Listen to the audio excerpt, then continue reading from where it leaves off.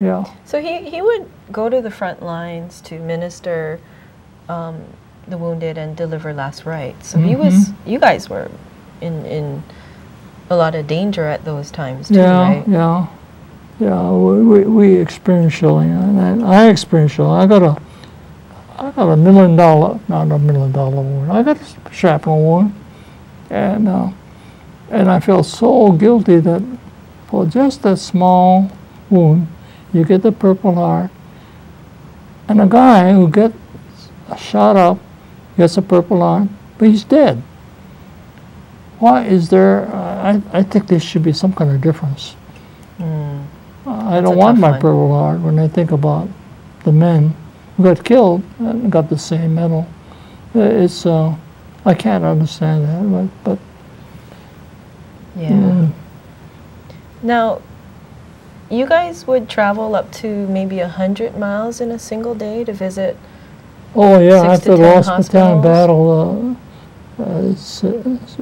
saying earlier, we went to several hospitals, and they're not all together. Early morning, go to one, and then go to the next, and till evening, just driving over these country roads. And this is winter, and I got frostbite on my hands a little bit, but very gratifying in terms of, you see the men's smiles and the chatting, and it was, every minute was worth it. Especially after the rescue of the Lost Battalion, I think they really needed some hope or something. Very, very true. Yeah. You actually, after you returned home from the war, you put together and edited a book called "And Then There Were Eight," which are the voices and stories of the men of I Company during the rescue of the Lost Battalion. There's some stories. The rescue of the Lost Battalion is one special section in that book, and I have stories from I Company men, medics. I got a story from 522 Artillery. They had so-called forward observers attached to the rifle company, and Susito, and what is this guy's name? Anyway, they were right in front, up the front with the lost guys saving the Lost Battalion.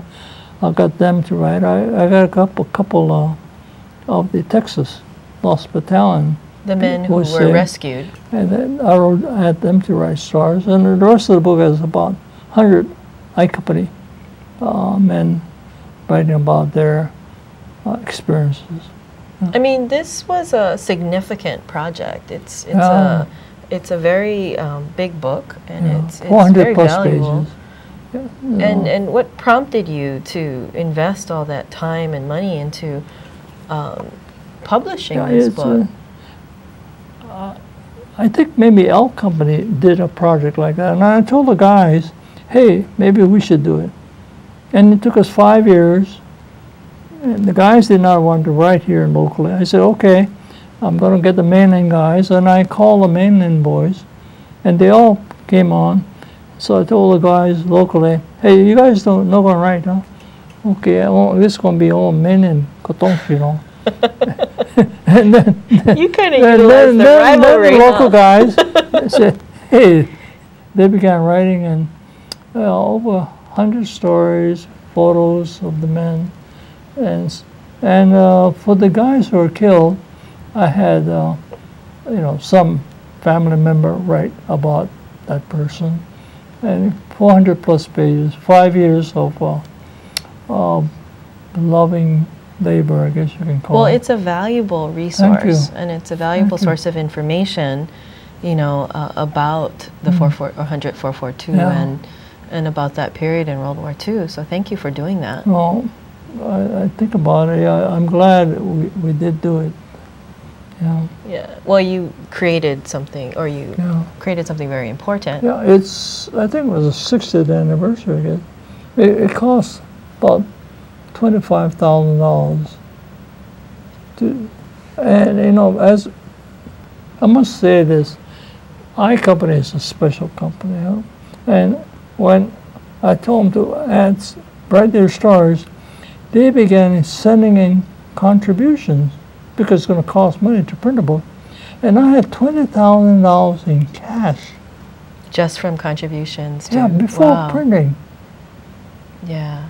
And I think we should explain that the title, and then there were 8, comes from, you know, I Company being one of the forward lines in the rescue of the Lost Battalion. Only 8 men were left standing at the end. I did a lot of research on that. The 442nd Regimental Combat Team, their operations, the journal says I Company had 4 men, 4 riflemen left. And it was so hard to believe 4. So I began calling the survivors who might have experienced, who lived through that Lost Battalion battle here and there on the mainland and locally, and spoke to them. Who was with you when it was over? Identifying these men. And in battle, of course, they're scattered. You don't know who's where. But I was able to get 6, and I think maybe I should have made 6. But I kept thinking, maybe foolishly, that 4 or 6 out of 250 odd men surviving a battle sounded so, I don't know. So you invested unreal. A lot of time to research to find the numbers. Yeah, and the number you came out was with survivors. 8 surviving. I got the names, and I talked with my book committee, about 6 guys. He said, we got the names, but 8, maybe we shouldn't publicize the name because somebody might want to get after these people for whatever reason. Yeah. And so I threw away the names of the survivors. I know who they are mentally in my mind, but you know, you are an interesting character, if I can use that word. You have your own Facebook fan page, which is Eddie Yamasaki for 42nd. Really? You do have your own Facebook fan page. And, you know, now you actually have your own character in a comic book. We can actually call it up on the screen. A new manga or graphic novel has come up about the 100th 442nd, and you're pictured on the screen with a whole bunch of beauty queens. But the character that's next to you is actually your comic book character. Yeah. Do you think that looks like you?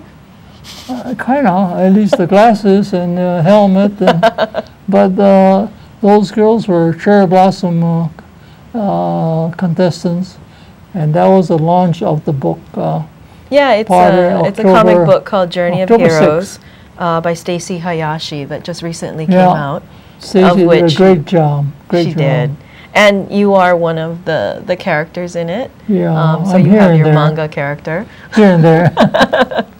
You know, I had asked you before about thoughts looking back, and it was really interesting when you told me, no, let's look forward.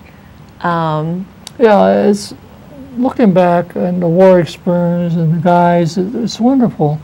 But I think we as veterans surviving, facing the world as it is today, or communities where we live, it's all not pluses, all not positives. And I feel that we should be aware of what's going on in the neighborhood or the state or the nation or the world. And I think you were saying serving the community in some capacity, you know, continuing that legacy of service or enacting change or...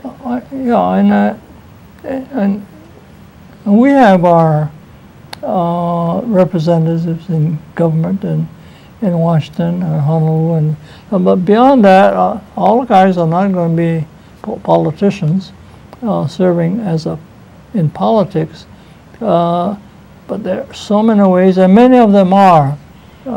You read about them in neighborhood boards or YMCA. Well, I think one of the things that was so amazing when the 100th 442nd and the MIS returned home is how much you guys had in transforming the state of Hawaii, transforming Hawaii, you know, with getting involved in politics, opening up banks when they couldn't get loans from other banks, and challenging things that were not right or were limits for minorities. Yeah, pre-war Hawaii was not a good place to be. But post-war, yeah, the guys came and things changed. Right, they knew that there are things which needed to be made right, and they worked for it, and so Hawaii today is definitely a much better place than pre-war. Well, to me, the difference that I see is pre-war, things were unfair or not right, but there wasn't a means to fight against or change. And it seemed like after the war, when you returned home taking advantage of the GI Bill, it's like when you saw something that was wrong, like Danny Noi guys, not even being able to get a loan to buy a suit, even though they were lawyers. They went and they established a bank that would make loans to minorities. It's like they found solutions and said, we're going to change things. Because the war experience made these guys really men, so to speak, men who can think and who have the guts or the character to be able to accomplish and reach their goals. And as you say, the GI Bill it's amazing to go on to graduate school. You were able to finally go to Harvard? Yeah, I got the GI Bill, Harvard. I got 5 years at Harvard, all paid for. Wow. Yeah, the dormitory is just right for me. The maximum, I used it all up. I think it was $25 a month, pocket money too.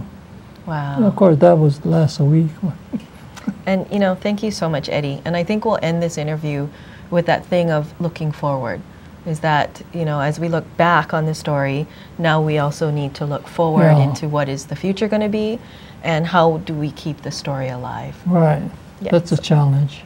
Thank you, Eddie. Thank you, Shari.